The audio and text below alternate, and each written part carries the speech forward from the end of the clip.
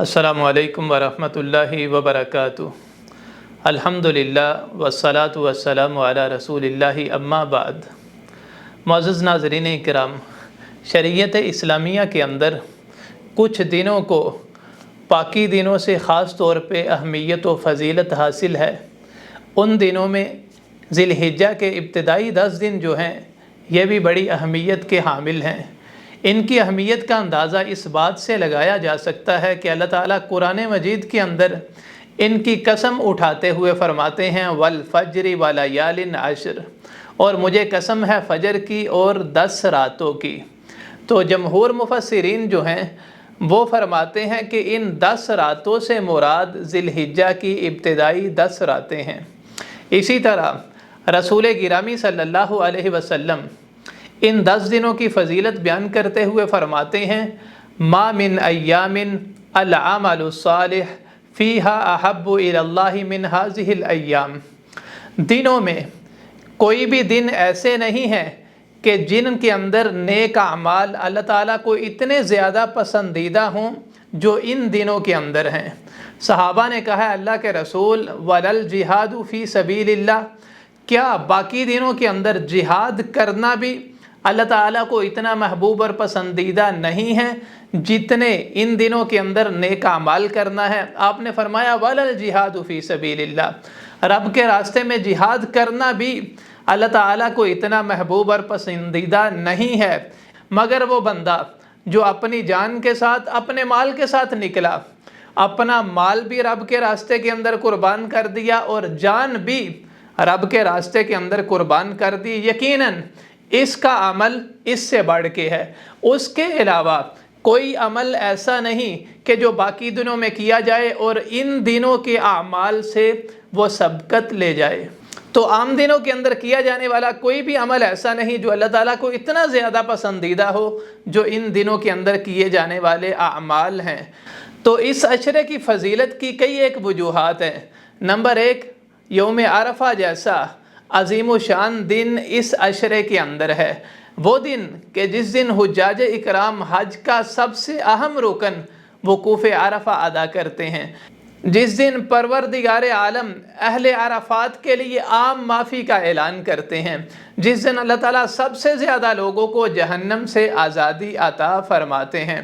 इसी तरह कुर्बानी जैसा अजीम दिन भी इसी अशरे के अंदर है, जिसके मुतल्लिक नबी अलैहिस्सलातु वस्सलाम ने इरशाद फरमाया आज़मुल अय्यामि इंदल्लाहि यौमुन नहर, अल्लाह ताला के नज़दीक सबसे फ़जीलत वाला जो दिन है वो कुर्बानी का दिन है। हाफ़िज़ इब्न हजर रहिमहुल्लाह फ़तहुल बारी के अंदर लिखते हैं कि इस अशरे की ख़ास जो फ़जीलत है उसकी वजह यूँ मालूम होती है कि जितनी भी बड़ी बड़ी इबादत हैं वो इस अशरे के अंदर जमा हो जाती हैं। इस वजह से अल्लाह ताला ने इसे ख़ास फ़जीलत अता फ़रमाई है। जैसे नमाज, रोज़ा, हज, कुर्बानी जैसे बड़े बड़े आमाल जो हैं इस अशरे में जमा होते हैं। कोई और अशरा ऐसा नहीं कि जिसके अंदर ये सारे के सारे आमाल जमा हो जाएं। तो इस अशरे के अंदर जो किए जाने वाले आमाल हैं मैं उन्हें इख्तिसार के साथ ज़िक्र करना चाहूँगा। सबसे पहले हज व उमरा इस अशरे के कामों में सबसे अहम काम है। नबी अलैहिस्सलातु वस्सलाम ने इसकी फ़जीलत बयान करते हुए फ़रमाया अल उम्रतु इलल उम्रति कफ़ारतुल लिमा बैनहुमा, एक उम्रे से दूसरा उम्रा जो है अपने दरमियाने अरसे के गुनाहों का कफ़ारा बन जाता है। और आपने फरमाया वल हज्जुल मबरूर लैसा लहू जज़ाउन इल्लल जन्नह, जो हज मबरूर है ना, जिस हज के अंदर इंसान गुनाह नाफरमानी से अपने आप को बचा के रखता है, आपने फरमाया उसका बदला अल्लाह ताला के पास जन्नत के अलावा कुछ नहीं है। इसी तरह दूसरी रिवायत में आता है, आपने फरमाया जिस बंदे ने हज किया फिर उस हज के अंदर फहाशी और गुनाह नाफरमानी से अपने आप को बचा के रखा, गोया कि वो ऐसे हज से वापस लौटता है जैसे उसकी माँ ने उसे आज जन्म दिया है। इसी तरह एक और मुकाम पे आपने फरमाया हज इंसान के गुज़श्ता सारे के सारे गुनाहों का कफ़ारा बन जाता है। तो इन दिनों का सबसे जो अफजल अमल है वो अल्लाह ताला के रास्ते में उसके घर का हज करना है। इस अशरे के आमाल में से जो दूसरा अहम अमल है ना वो है रोज़ा रखना।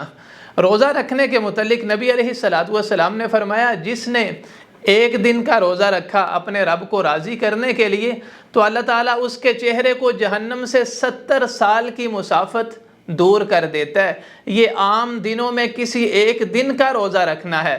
ذی الحجہ کے متعلق آتا ہے، نبی علیہ السلام اس کے پہلے 9 دنوں کے روزے رکھا کرتے تھے، اور خاص طور پہ 9 ذی الحجہ کا روزہ یہ بڑی اہمیت کا حامل ہے، اس کا ضرور اہتمام کرنا چاہیے۔ نبی علیہ السلام نے فرمایا صوم یوم عرفہ، عرفہ کا دن کا جو روزہ ہے نا، احتسب علی اللہ ان یکفر السنہ التی قبلہ والتی بعدہ، مجھے اس کے متعلق اللہ تعالیٰ سے امید ہے کہ یہ 2 سال کے گناہوں کا کفارہ بن جائے گا، ایک گزشتہ سال اور ایک آئندہ سال، یعنی 2 سال کے گناہوں کا کفارہ صرف ایک دن کا روزہ، وہ 9 ذی الحجہ کا روزہ۔ تو عزیزو، اس دن کے روزے کا خاص اہتمام کیجئے۔ ان دنوں کے اعمال میں جو تیسرا اہم عمل ہے وہ ہے نماز، یعنی خاص طور پہ نماز کا اہتمام کیا جائے، نماز کو باجماعت ادا کیا جائے، فرائض کے ساتھ ساتھ نفل و نوافل سنت مؤکدہ کا بھی خاص طور پہ اہتمام کیا جائے۔ اسی طرح جو چوتھا عمل ہے وہ ہے اللہ تعالیٰ کا ذکر کرنا، رب کو یاد کرنا، تکبیرات کا اہتمام کرنا، یہ بڑا اہم ہے۔ امام بخاری رحمہ اللہ نے ذکر کیا کہ اس عشرے کے اندر سیدنا عبداللہ بن عمر اور سیدنا ابو ہریرہ رضی اللہ عنہما وہ بازار کے اندر نکل جاتے، اور بازار کے اندر جب گھومتے پھرتے تھے تو وہ تکبیرات کا بلند آواز سے اہتمام کرتے، اونچی آواز سے تکبیرات پڑھتے، یعنی اللہ اکبر لا الہ الا اللہ، اللہ اکبر وللہ الحمد۔ اسی طرح کئی اور الفاظ بھی ملتے ہیں تکبیرات کے۔ تو یہ 2 صحابی بازاروں کے اندر اونچی آواز سے تکبیرات کا اہتمام کرتے، تو انہیں دیکھ کر دوسرے جو مسلمان ہیں وہ بھی تکبیرات پڑھتے۔ تو ان دنوں کے اندر خاص طور پہ ذکر و اذکار، تکبیرات کا اہتمام کرنا، خاص طور پہ 9 ذی الحجہ یعنی یوم عرفہ نماز فجر سے لے کے 13 ذی الحجہ نماز عصر تک ہر نماز کے بعد بلند آواز کے ساتھ تکبیرات کا اہتمام کرنا، اس کی بھی بڑی اہمیت ہے۔ اسی طرح اس عشرے کے جو اہم کام ہیں ان میں آخری جو کام ہے وہ ہے اللہ تعالیٰ کے راستے میں جانور قربان کرنا۔ نبی علیہ السلام نے فرمایا ہر گھر والوں پر ہر سال ایک جانور ذبح کرنا ضروری ہے۔ دوسری روایت میں آتا ہے، آپ نے فرمایا جو استطاعت کے باوجود قربانی نہیں کرتا وہ ہماری عیدگاہ میں مت آئے، یعنی جو استطاعت رکھتے ہیں پورے گھر والوں پر ایک جانور کو قربان کرنا ضروری ہے۔ اسی طرح جو آخری بات ہے وہ یہ ہے کہ جو قربانی کا ارادہ رکھتا ہے نا، اسے چاہیے کہ ذی الحجہ کا چاند نظر آنے سے پہلے اپنے ناخن تراش لے، اپنی حجامت وغیرہ بنوا لے، یعنی غیر ضروری جو بال ہیں انہیں اتار دے، کیونکہ حدیث میں آتا ہے جو قربانی کا ارادہ رکھتا ہے اسے چاہیے کہ وہ نہ تو ناخن وغیرہ تراشے، نہ جسم کے کسی حصے کے بال اکھاڑے یا کاٹے، حتیٰ کہ وہ قربانی کر لے۔ تو جو لوگ قربانی کا ارادہ رکھتے ہیں انہیں چاہیے اس چیز کا بھی اہتمام کریں۔ تو عزیزو، اس فرصت کو غنیمت جانتے ہوئے اس عشرے کے اندر زیادہ سے زیادہ نیک اعمال کیجئے، نفلی روزے رکھیں، زیادہ سے زیادہ اللہ تعالیٰ کا ذکر کریں، قرآن کی تلاوت کریں، توبہ استغفار کریں۔ اللہ تعالیٰ سے دعا ہے اللہ تعالیٰ ہمیں اس عشرے کے اندر عبادت کا خاص اہتمام کرنے کی توفیق عطا فرمائے۔ وآخر دعوانا ان الحمد للہ رب العالمین۔